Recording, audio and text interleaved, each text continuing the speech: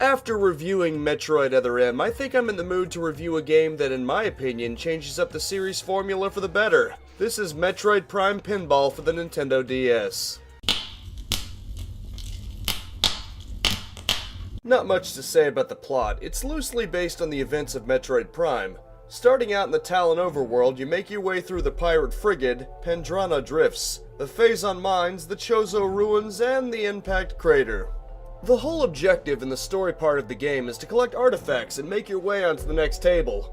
Along the way, you have to face bosses from Metroid Prime in the forms of Thardus, the Omega Space Pirate, Ridley kinda, and Metroid Prime itself.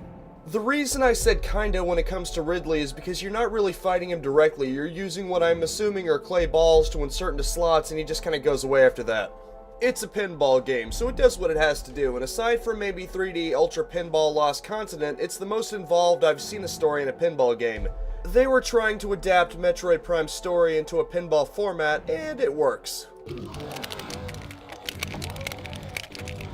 The gameplay kind of reminds me of the 3D Ultra Pinball series since you're able to fight enemies in the pinball table and it treats it as a legitimate world that happens to have pinball physics. I know that's hardly the only pinball game to do that kind of thing, but it's just what comes to mind to me since I grew up on it. As you go about collecting artifacts or just playing for the high score if you want to do such a thing, you can have various events happen. These can range from enemies to fight to triggering a multi-ball or even a Phazon multi-ball where you have a red and blue pinball and they can only destroy the Phazon orb of their respective color. Of all the enemies, the Triclops are probably the worst because they pick you up and throw you straight into the dead zone. Thankfully, like in Prime, you can plant a bomb in front of them that they'll pick up and blow themselves up on. Metroids sometimes randomly appear too, and they can grab you to drain your health, but they're not too big of a threat since you can use a Morph Ball bomb to make them let go of you, and you can smack them around with the pinball to kill them too.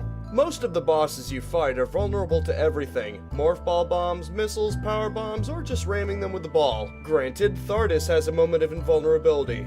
There is an exception, however, as the first form of Metroid Prime is interesting in that you have to cripple its legs temporarily to go up a ramp and get a force ball so that you can damage it.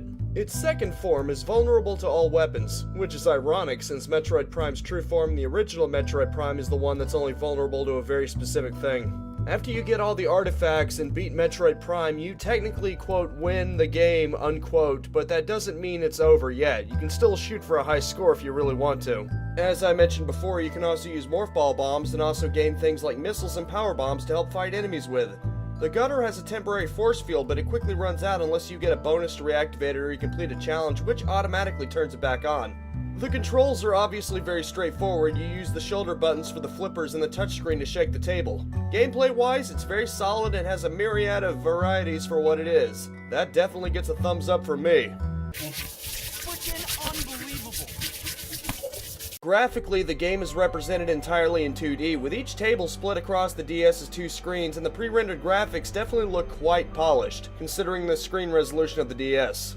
From the beautiful natural setting of the Talon overworld to the cold industrial pirate frigate or the unsettling look of the Impact Crater, there's also a Magmore Caverns table that's restricted to multiplayer, although you can test play it yourself. The bosses also look quite nice, especially Metroid Prime, which is fitting. The music and sound effects are also top-notch, taken directly from Metroid Prime, and it's very nice hearing its various soundtracks. Presentation is also a thumbs up.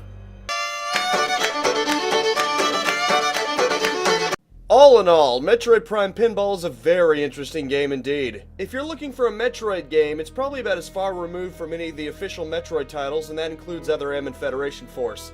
However, it's a great game, and I'd heavily recommend it if you're a fan of those old-school pinball games that had video game worlds integrated into them, and you just enjoy the Metroid series. Luckily, I just so happen to be both of these, so I can't recommend this game enough. Give it a try. It doesn't play like Metroid, but it captures the essence of Metroid Prime very well, and it happens to be a very addictive pinball game in its own right.